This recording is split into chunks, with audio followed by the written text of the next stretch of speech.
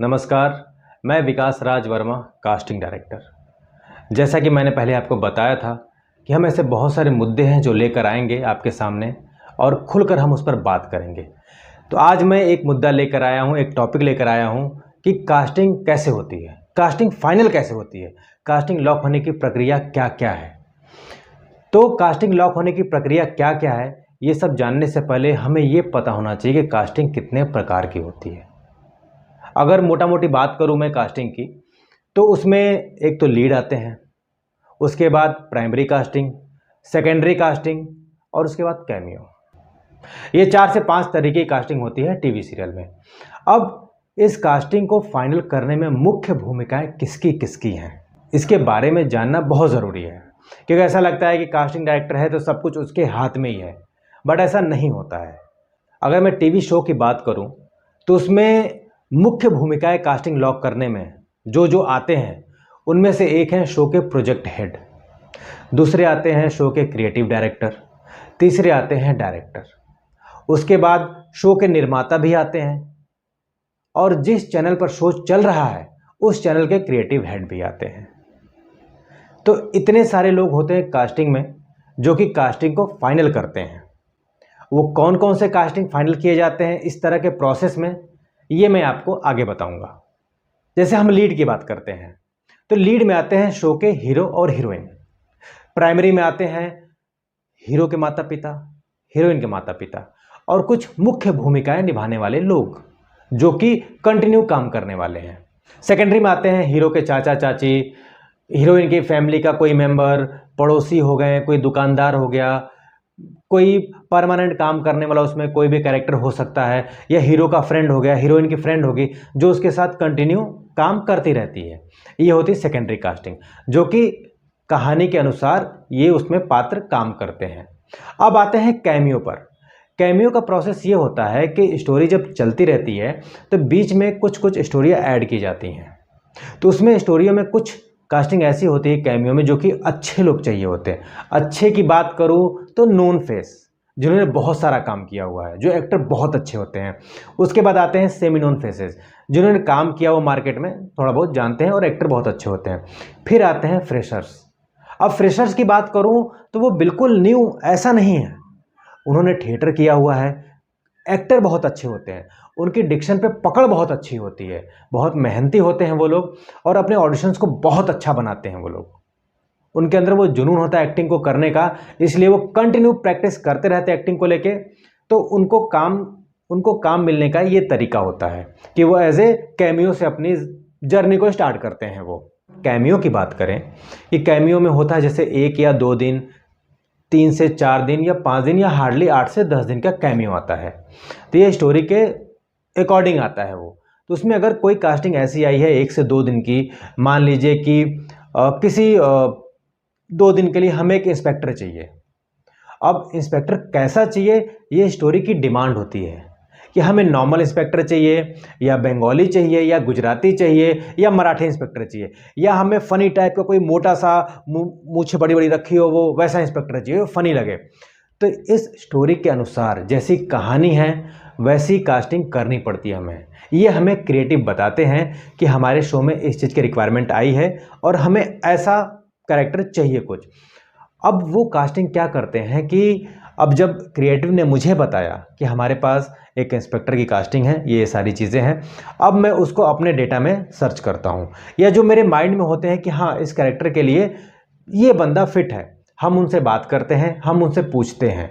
तो 4-5 ऑप्शंस में से ऐसा होता है कि कुछ तो बिजी निकल जाते हैं और 2 या 3 हार्डली ऑप्शंस हमें मिल जाते हैं जो हमारे कैरेक्टर में फिट है।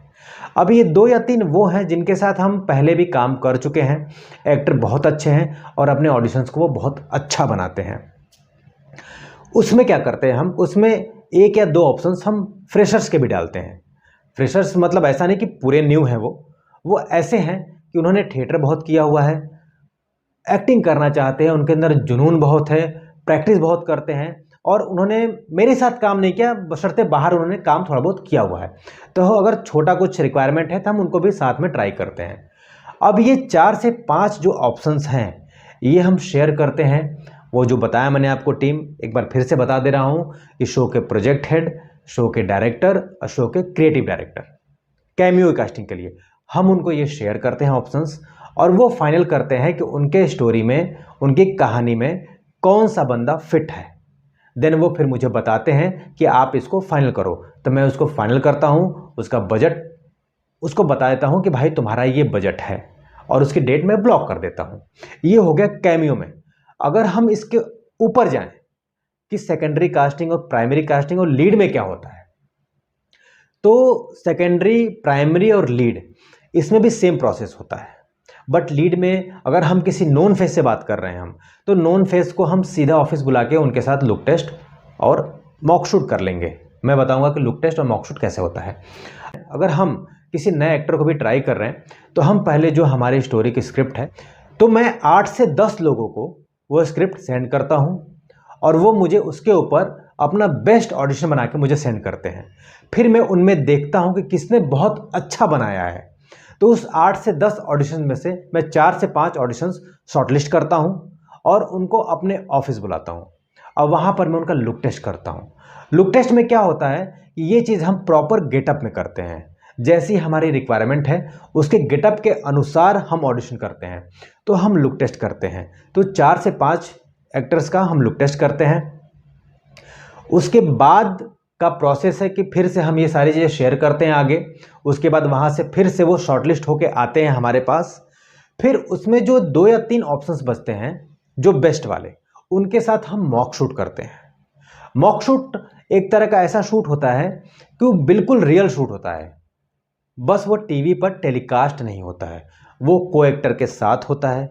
जो जिस भी शो में एंट्री होने वाली है, अगर वो हीरो है और हीरोइन की कास्टिंग हम कर रहे हैं तो हीरो के साथ प्रॉपर उसका शूट करेंगे हम, बस वो टेलीकास्ट नहीं होगा। इसको बोलते हैं मॉक शूट, मतलब को एक्टर के साथ शूट करना। तो वो मॉक शूट हम करते हैं। मॉक शूट वो 2 या 3 ऑप्शंस का मॉक शूट करते हैं। प्रॉपर अच्छे तरीके से मॉक शूट करने के बाद इसको हम आगे फॉरवर्ड करते हैं। तब ये जाता है हमारे जो मुख्य भूमिका निभाते हैं कास्टिंग में, जिनको बताया मैंने आपको, उनके पास शेयर करता हूँ मैं। उसके बाद ये हमारे मेन शो के निर्माता, जैसा कि आपको बताया था कि चैनल के क्रिएटिव हेड, उनके पास ये ऑप्शंस जाते हैं। देन फाइनल होता है प्राइमरी, सेकेंडरी और लीड के ऑप्शंस। तो ये प्रोसेस होता है कास्टिंग लॉक होने का। इसके अलावा, मतलब इसके सिवा दूसरा कोई तरीका नहीं है जो कि कास्टिंग को ही लॉक कर सकता है। अब जिनको फ्रॉड करना है, स्कैम करना है, जो हमारा मेन मुद्दा है ये वीडियो बनाने का, वो आपको इतना ट्रस्ट दिला देंगे कि सब कुछ उनके हाथ में है, जबकि उनको स्टोरी नहीं पता होती। एक्चुअली ऐसा कुछ होता नहीं, वो मन गढ़ंत कहानी बनाते हैं। अब वो कहानी बनाते हैं और वो फ्रेशर्स को टारगेट करते हैं। वो उनको बताते हैं कि हमारे पास एक शो है, हम शो की कास्टिंग कर रहे हैं, हमारे शो में प्राइमरी कास्टिंग है, कंटिन्यूटी है, इतना पैसा मिलेगा, इतना अच्छा शो है, इतने बड़े बड़े लोग काम करने वाले हैं। और जो नए लोग होते हैं या कुछ कैमियो वाले एक्टर भी जिन्होंने थोड़ा बहुत काम किया है, वो भी उनके झांसे में आ जाते हैं। अब वो उनसे पैसे की डिमांड करते हैं, जैसा कि मैंने आपको पहले बताया था कि वो उनसे पैसे की डिमांड करते हैं और लड़कियों से कंप्रोमाइज़ की कि हम शो में तुम्हें लीड दिलाएंगे, सेकेंड लीड दिलाएंगे या कंटिन्यूटी दिलाएंगे। मतलब जैसे रिक्वायरमेंट है उनके पास, उसके हिसाब से वो बात करते हैं। और ये सारी चीज़ें झूठ होती हैं, ये सच होता ही नहीं है। वो सिर्फ और सिर्फ लड़कियों के साथ कंप्रोमाइज़ और लड़कों के साथ पैसा लेने का तरीका, उनको फ़ोन के साथ वो लोग कनेक्ट रहते हैं और काम करते हैं। यहाँ तक कि उन्होंने अपना ऑफिस भी बना के रखते हैं। जब कुछ नया प्लान करते हैं वो, तो सारे एक्टर्स को वहाँ बुलाते हैं, बुला के पूरा अपना ताम झाम सब कुछ दिखाते हैं वो लोग अच्छे से, और एक्टर्स उनके झांसे में आ जाते हैं और वो पैसे दे भी देते हैं। कुछ दिन बाद पता चलता है कि वो ऑफिस बंद है, उसका नंबर स्विच ऑफ है, और इनको तब पता चलता है कि वो ठग लिए गए हैं। तो ऐसा बहुत होता है। कास्टिंग लॉक की प्रक्रिया यही है, मतलब दूसरा कोई ऑप्शंस है ही नहीं लॉक करने का। एज ए कास्टिंग डायरेक्टर मैं भी एक मीडिएटर हूँ, मेरा काम है ऑप्शंस देना, फाइनल मैं भी नहीं करता हूँ। मेरा काम है सिर्फ और सिर्फ ऑप्शंस देना, आगे फॉरवर्ड करना, एक्टर के बारे में ब्रीफ देना, एक्टर के बारे में बताना कि एक्टर कैसा है। ये हमारा काम होता है। फाइनल करने की चीज़ें जो मुख्य भूमिका निभाते हैं कास्टिंग लॉक करने में, चाहे छोटी कास्टिंग हो चाहे बड़ी कास्टिंग हो, प्रोसेस सेम होता है, लेकिन फाइनल उसी प्रोसेस के तहत होता है। और कोई ऐसा नहीं है। अगर आपसे कोई बोलता है कि कास्टिंग लॉक करवा दूंगा मैं, आप मुझे इतना पैसा दो, आपको 4 महीने का काम मैं दिला दूंगा कंटिन्यूटी, आप मुझे इतना पैसा दो, या आप मेरे साथ कॉम्प्रोमाइज़ करो, आपको मैं शो में इतना अच्छा काम दिला दूंगा, तो ये फ्रॉड लोग हैं। ऐसा नहीं होता है, उनके हाथ में कुछ भी नहीं होता है, वो फाइनल नहीं कर सकते हैं कास्टिंग को।